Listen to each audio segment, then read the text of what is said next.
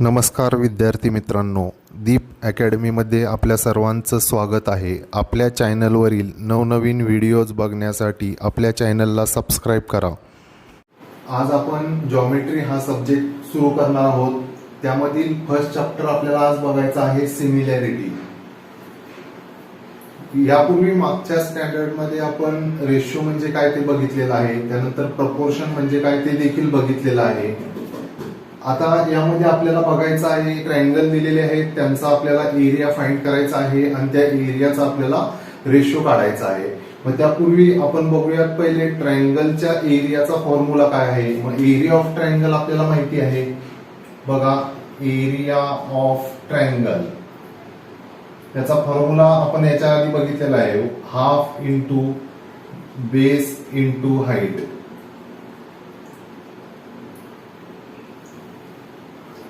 या फॉर्म्युल्याचा यूज करून आपल्याला ह्या ट्रायंगलचा जो एरिया आहे तो फाइंड करायचा आहे आणि त्यानंतर त्यांचा रेशो आपल्याला फाइंड करायचा आहे. मग आपल्याला बघा, याच्यावरून आपण 3 प्रॉपर्टीज बघणार आहोत. मग पहिले आपण बघूयात सुरुवातीला फर्स्ट प्रॉपर्टी. आता आपल्याला हे 2 ट्रायंगल दिलेले आहेत, triangle ABC and triangle PQR. या दोन्ही ट्रायंगल मध्ये त्यांची जी हाईट आहे एडी आणि पीएस ही डिफरंट आहे आणि जो बेस आहे तो देखील डिफरंट आहे, म्हणजे हे अनइक्वल आहेत. मग अशा वेळेस काय प्रॉपर्टी तयार होते ते आपल्याला बघायचं आहे. Area of triangle ABC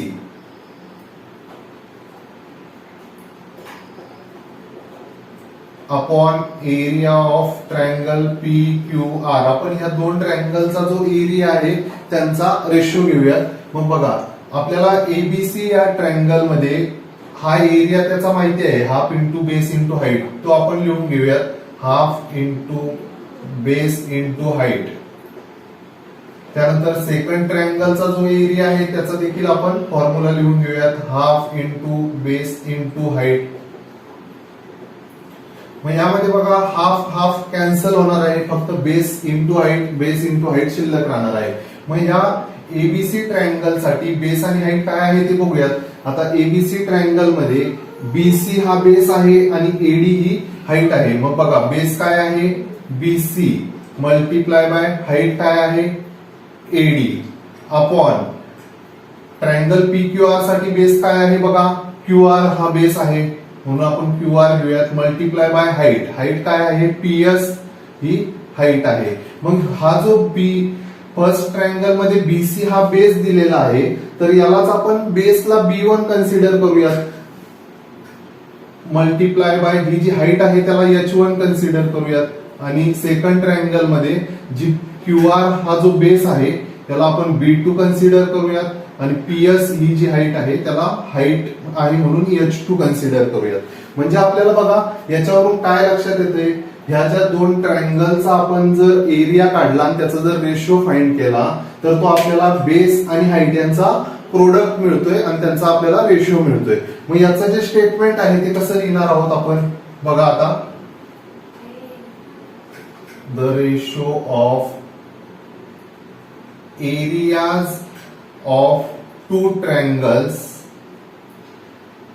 is equal to the ratio of product of bases and corresponding height, product of their bases and corresponding heights.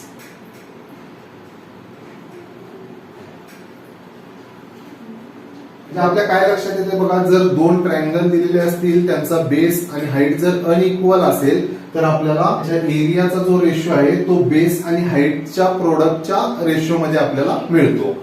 आता सेकंड प्रॉपर्टी मध्ये बघा, याच्यामध्ये आपल्याला 2 ट्रायंगल दिलेले आहेत. एबीसी फर्स्ट ट्रायंगल दिलेला आहे, सेकंड ट्रायंगल पीक्यूआर दिलेला आहे. यामध्ये जी हाईट दिलेली आहे ती हाईट आपल्याला इक्वल दिलेली आहे आणि त्याचा जो बेस आहे तो डिफरंट दिलेला आहे. 2 triangles with equal heights.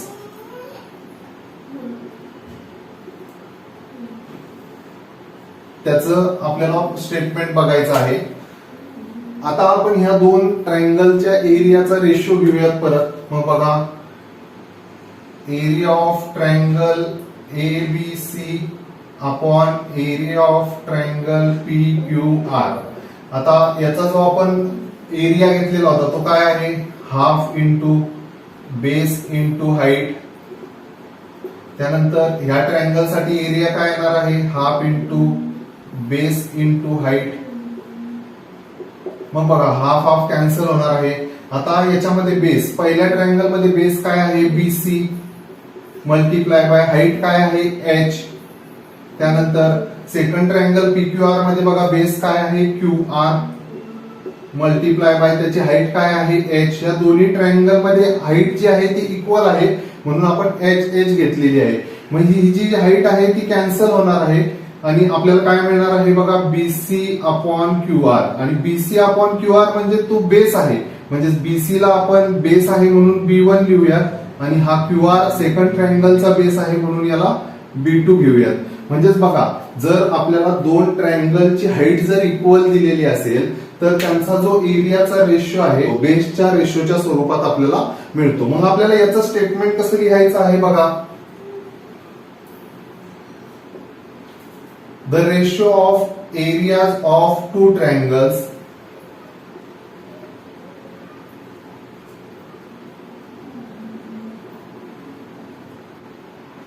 with equal heights is equal to the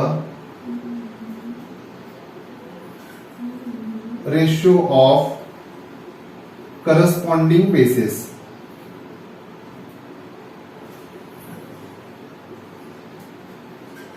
The ratio of area of two triangles, with equal height is equal to the ratio of corresponding bases. म्हणजे जर height equal असेल तर त्या दोन ट्रायंगलचा जो एरियाचा ratio आहे तो आपल्याला बेसच्या रेशोच्या स्वरूपात मिळणार आहे. त्यानंतर आता आपल्याला थर्ड स्टेटमेंट बघायचं आहे. त्याच्यामध्ये बघा आपल्याला ABC आणि PBC हे दोन ट्रायंगल दिलेले आहेत. या दोन ट्रायंगल मध्ये BC हा बेस इक्वल दिलेला आहे आणि त्याची जी हाईट आहे ती आपल्याला डिफरंट दिलेली आहे. मग त्याचं स्टेटमेंट काय होणार आहे ते आपल्याला आता बघायचं आहे. मग याच्यामध्ये बघा, two triangles with equal bases, दोन ट्रायंगलचा बेस इक्वल असताना आता आपण त्याचा एरिया फाइंड करूयात आणि त्याचा रेशो घेऊयात. मग area of triangle ABC upon area of triangle PBC.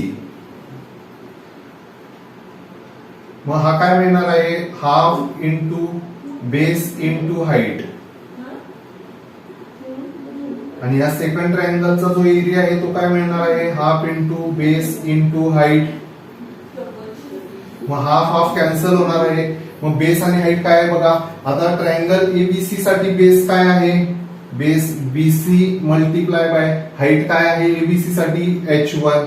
त्यानंतर PBC ह्या ट्रायंगल साठी बेस काय आहे BC, त्यांचा बेस इक्वल आहे दोन्ही ट्रायंगलचा म्हणून BC घेतलेला आहे. आणि सेकंड ट्रायंगल साठी हाईट काय आहे H2 म्हणून इथं आपण H2 घेऊयात. मग BC कॅन्सल झालेला आहे, आपल्याला काय मिळणार आहे H1 अपॉन H2. म्हणजे बघा आपल्या काय लक्षात येते, जर दोन ट्रायंगलचा जर बेस इक्वल असेल तर त्या दोन ट्रायंगलच्या एरियाचा जो रेशो आहे तो आपल्याला म्हणजे हाईटच्या रेशोच्या स्वरूपात आपल्याला मिळतोय. मग आता याचं स्टेटमेंट आपण लिहून घेऊयात. बघा statement, the ratio of areas of two triangles with equal bases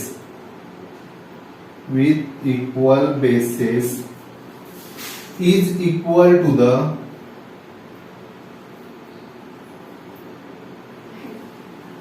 ratio of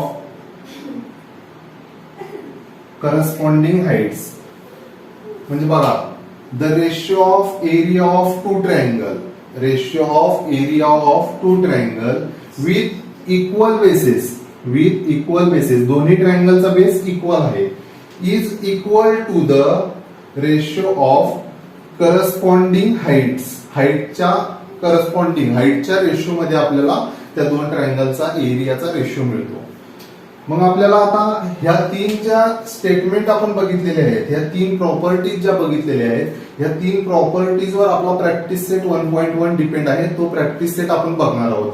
आता याच्यानंतर बघा, आता आपण अनइक्वल बेस, अनइक्वल हाईट असताना बघितली प्रॉपर्टी, त्यानंतर इक्वल हाईट असताना प्रॉपर्टी बघितली, इक्वल बेस असताना प्रॉपर्टी बघितली. पण जर समजा दोन ट्रायंगलचे बेस आणि हाईट जर दोन्ही इक्वल असतील तर अशा वेळेस काय करायचं? मग बघा, आपल्याला जर एरिया ऑफ ट्रायंगल ABC आणि एरिया ऑफ ट्रायंगल PQR या दोन ट्रायंगलचे जर बेस आणि हाईट हे दोन्ही इक्वल असतील तर बघा, half into base into height upon याचा जो एरिया आहे तो काय येणार आहे, half into base into height. पण जर हाफ हाफ कॅन्सल होणार आहे, पण बेस पण इक्वल असल्यामुळे बेस पण कॅन्सल होणार आहे, हाईट इक्वल असल्यामुळे हाईट देखील कॅन्सल होणार आहे. म्हणजेच आपल्याला याचा जो रेशो आहे तो काय मिळणार आहे, 1/1. 1/1 म्हणजेच काय असतो, 1:1. म्हणजे जर दोन ट्रायंगलचा बेस आणि हाईट इक्वल असेल तर त्याचा रेशो आपल्याला 1:1 मिळणार आहे.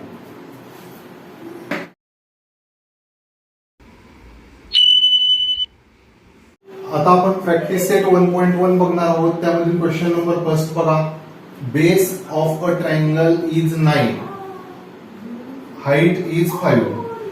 आपल्याला एका ट्रायंगलचा जो बेस आहे तो 9 दिलेला आहे आणि त्याची हाईट 5 दिलेली आहे. Base of another triangle is 10, height is 6. आणि अनदर ट्रायंगल दिलेला आहे म्हणजे दुसरा एक ट्रायंगल दिलेला आहे, त्याचा बेस आपल्याला 10 घ्यायचा आहे आणि हाईट 6 घ्यायची आहे. मग त्यानंतर बघा, find the ratio of areas of this triangles. आणि ते जे दोन ट्रायंगल आहे त्यांच्या एरियाचा रेशो आपल्याला फाइंड करायचा आहे. मग बघा, आता आपण पहिले फॉर फर्स्ट ट्रायंगल साठी लिहून घेऊयात. फॉर फर्स्ट ट्रायंगल, आता फर्स्ट ट्रायंगल साठी याच्यामध्ये बेस काय दिलेला आहे, बेस इज इक्वल टू 9 दिलेला आहे आणि हाईट इज इक्वल टू 5 दिलेली आहे. त्यानंतर for second triangle, second triangle साठी बघा, सेकंड ट्रायंगल साठी आपल्याला बेस काय दिलेला आहे, 10 दिलेला आहे आणि त्याची जी हाईट आहे ती आपल्याला 6 दिलेली आहे. मग आता ह्या दोन ट्रायंगल बघितले आपण तर यांचा जो बेस आहे आणि हाईट आहे ती अनइक्वल आहे. मग आता इथं आपल्याला कोणतं स्टेटमेंट लिहायचं आहे, ratio of areas of two triangles is equal to the ratio of product of their corresponding height and bases. ते स्टेटमेंट आपल्याला इथं लिहायचं आहे. मग बघा, आपण स्टेटमेंट लिहून घेऊयात.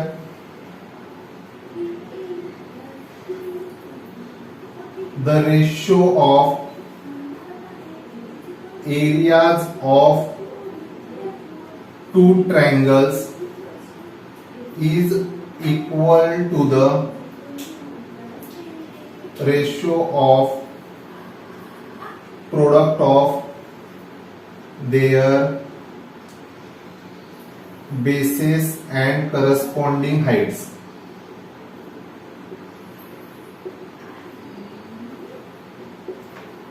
मग बघा, आता त्यांचा एरिया आपण फाइंड करून घेऊयात. Area of triangle, area of first triangle लिहून घेऊयात आपण, upon area of second triangle.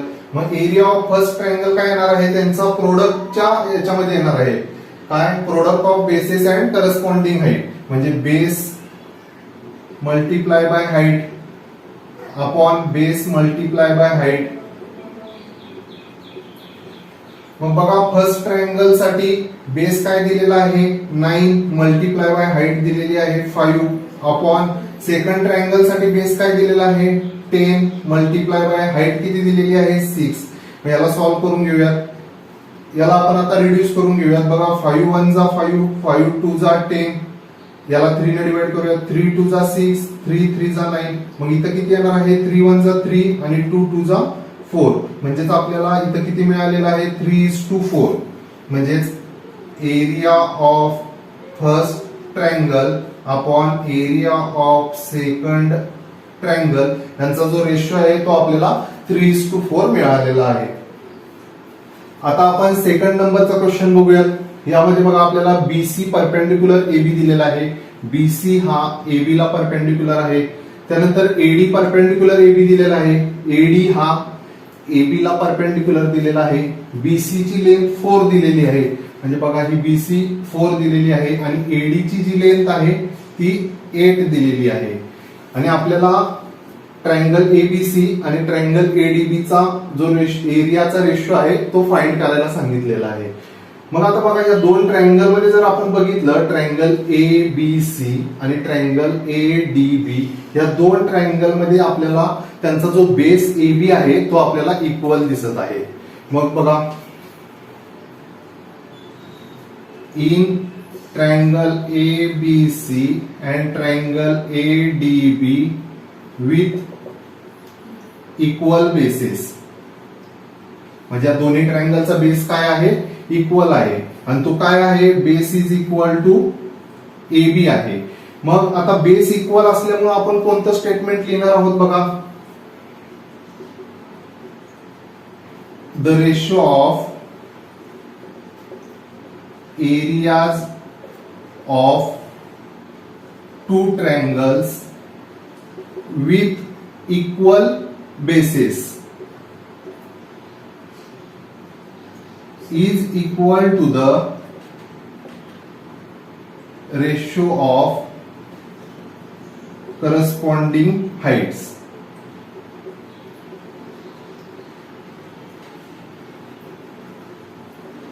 मग आता area of triangle ABC upon area of triangle ADB आपण फाइंड करून घेऊयात. मग या हाईटच्या करस्पॉन्डिंग येणार आहे म्हणजे H1 अपॉन H2. मग H1 म्हणजेच आता ही काय आहे बघा BC अपॉन AD. मग BC किती आहे 4 आणि AD आहे 8. 4 अपॉन 8 म्हणजेच 4 न जर डिवाइड केलं तर 1/2 येणार आहे. म्हणजेच area of triangle ABC upon area of triangle ADB is equal to 1/2 आपल्याला मिळणार आहे. म्हणजेच त्याला आपण 1:2 असं देखील लिहू शकतो.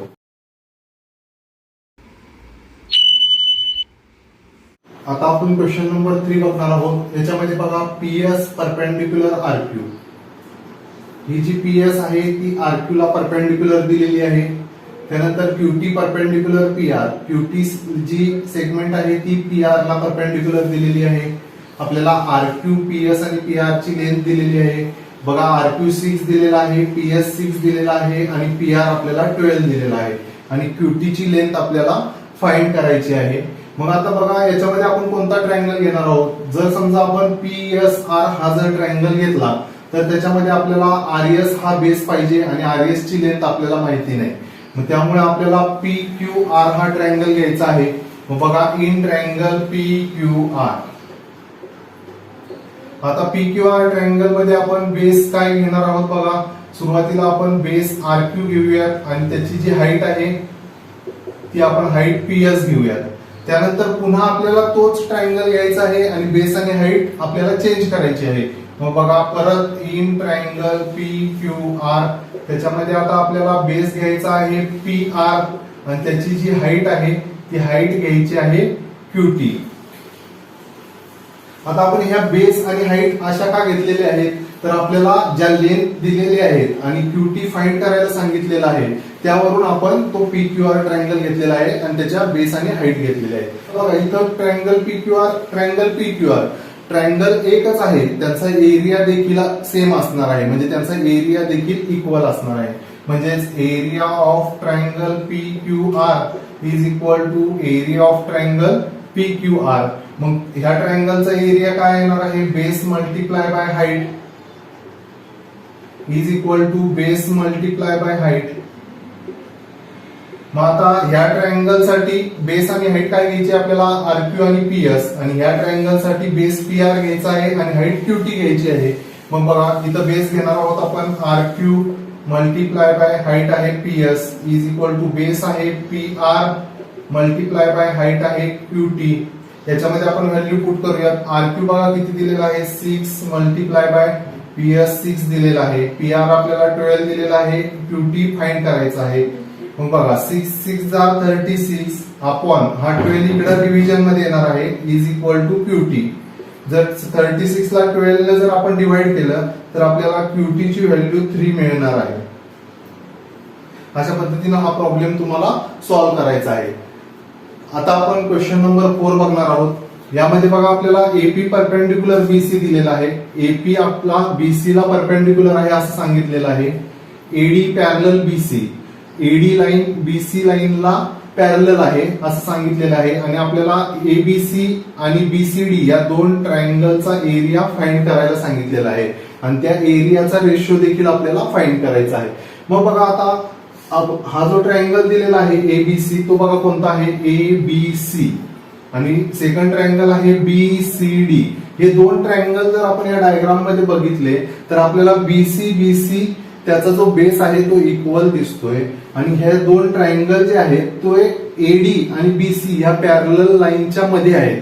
म्हणजेच ह्या दोन पॅरलल लाईन असल्यामुळे याची जी हाईट येणार आहे त्या दोन्ही ट्रायंगलची ती हाईट देखील इक्वल येणार आहे. म्हणजे ह्या दोन ट्रायंगल मध्ये त्यांची हाईट आणि बेस हे दोन्ही इक्वल असणार आहेत. मग बघा इन ट्रायंगल ABC. आता ABC मध्ये बेस काय येणार आहे बघा बेस BC आहे आणि त्याची जी हाईट आहे ती हाईट आपण AP घेऊयात. AP हाईट आणि BC बेस. त्यानंतर इन ट्रायंगल BCD. आता BCD मध्ये बघा BCD मध्ये बेस काय आहे त्याचा बेस देखील BC आहे आणि त्याची हाईट आपण AP घेऊयात कारण ह्या पॅरलल लाईनच्या मध्ये ते दोन ट्रायंगल असल्यामुळे हाईट इक्वल असणार आहे. म्हणजे बेस आणि हाईट BCAP आलेले आहे. बेस आणि हाईट BCAP म्हणजे हे इक्वल आलेले आहेत. आता बेस आणि हाईट जर इक्वल असेल तर याचं स्टेटमेंट काय लिहायचं आहे बघा आपल्याला the ratio of areas of two triangle with equal bases and heights is equal to the 1:1. म्हणजेच दोन ट्रायंगलचा बेस आणि हाईट जर इक्वल असेल तर त्यांचा जो एरियाचा रेशो आहे तो 1:1 येणार आहे. मग बघा area of triangle ABC upon area of triangle BCD is equal to base multiply by height upon base multiply by height. मग बघा ABC साठी बेस काय आहे BC मल्टिप्लाय बाय त्याची हाईट आहे AP अपॉन ट्रायंगल BCD साठी base आहे BC त्याची हाईट आहे AP. म्हणजे AP कॅन्सल झाला BC कॅन्सल झाला म्हणजे इथं 1:1 आलेला आहे. म्हणजेच area of triangle ABC upon area of triangle BCD is equal to 1:1 is equal to 1:1. त्यालाच आपण असं देखील लिहितो. आपण जे हे एक्झाम्पल बघतोय हे प्रॉब्लेम्स बघतोय तर याच्यामध्ये तुम्हाला स्टेटमेंट लिहिणं हे अतिशय आवश्यक आहे. तुम्ही जर स्टेटमेंट लिहिलं नाही तर तुमचा तो जो लिहिलेला प्रॉब्लेम आहे तो चुकीचा ठरणार आहे आणि तुम्हाला त्याचे मार्क्स मिळणार नाही.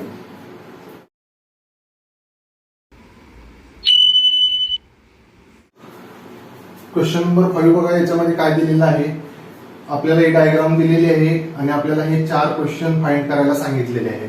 त्याच्यामध्ये फर्स्ट बघा area of triangle PQB area of triangle PBC यांचा रेशो आपल्याला फाइंड करायचा आहे.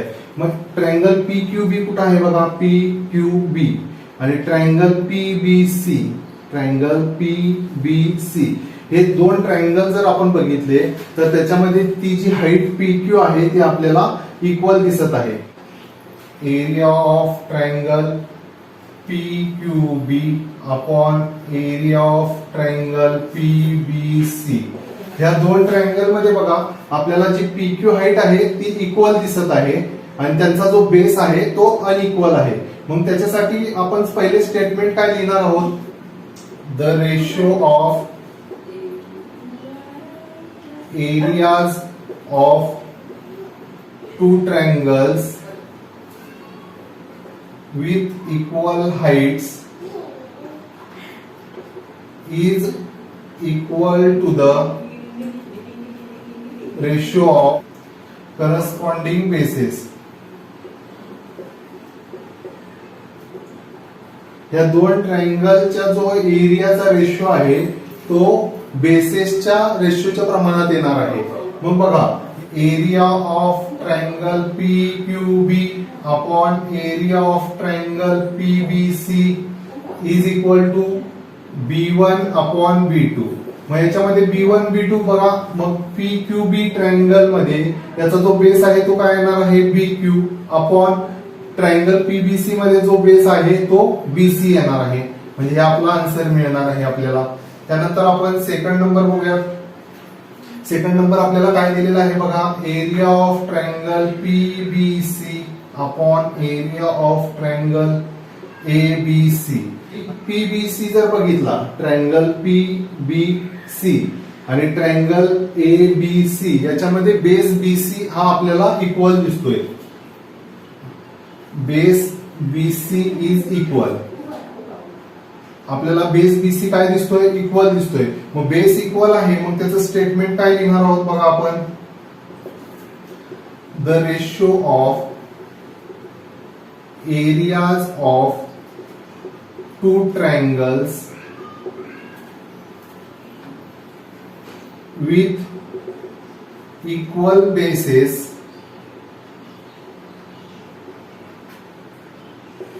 is equal to the surrounding heights.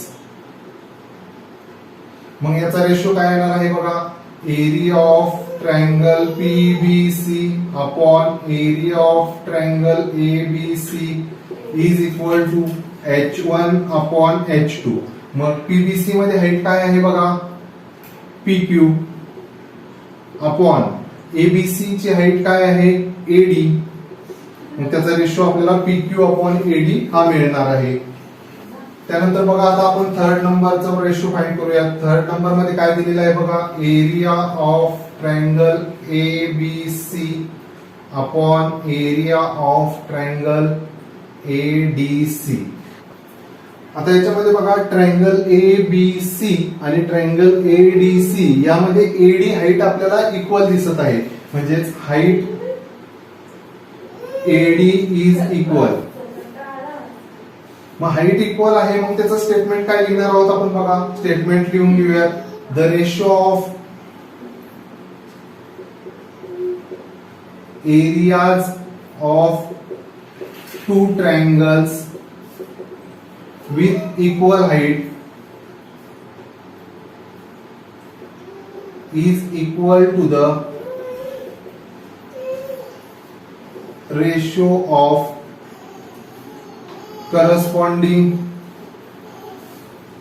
bases. या दोन ट्रायंगलचा आता आपण रेशो घेऊयात. Area of triangle ABC upon area of triangle ADC is equal to B1 upon B2. मग ABC चा बेस काय आहे बघा, BC आहे. त्यानंतर ADC चा बेस काय आहे, DC आहे. म्हणजे आपल्याला त्यांचा रेशो BC अपॉन DC हा मिळणार आहे. त्यानंतर आता आपण फोर्थ नंबरचा रेशो फाइंड करूयात. याच्यामध्ये बघा काय दिलेला आहे, area of triangle ADC upon area of triangle PQC आपल्याला फाइंड करायचा आहे. मग ट्रायंगल ADC कुठं आहे बघा, ADC आणि त्यानंतर ट्रायंगल PQC. आता याच्यामध्ये आपल्याला ADC आणि PQC ट्रायंगल मध्ये बेस पण इक्वल नाही आणि हाईट पण इक्वल नाही. मग त्याचं स्टेटमेंट काय लिहिणार आहोत बघा आपण,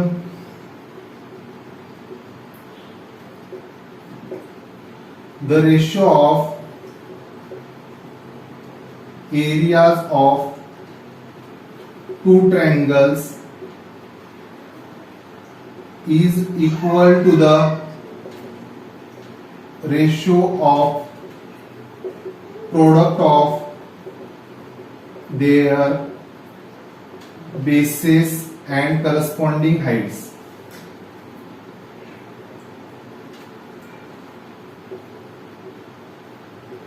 मग बघा, आता त्यांचा एरिया रेशो काय मिळणार आहे, त्यांच्या एरियाचा area of triangle ADC upon area of triangle PQC is equal to base multiply by height upon base multiply by height. मग त्यांचा बेस काय आहे बघा, एडीसी मध्ये बेस काय येणार आहे डीसी मल्टीप्लाय बाय त्याची हाईट येणार आहे एडी. त्यानंतर ट्रायंगल पीक्यूसी मध्ये बेस काय येणार आहे बघा क्यूसी मल्टीप्लाय बाय पीक्यूसी ची हाईट काय येणार आहे पीक्यू. म्हणजेच आपल्याला area of triangle ADC area of triangle PQC याचा रेशो हा मिळालेला आहे. अशा पद्धतीने तुम्हाला हा प्रॅक्टिस सेट सॉल्व्ह करायचा आहे.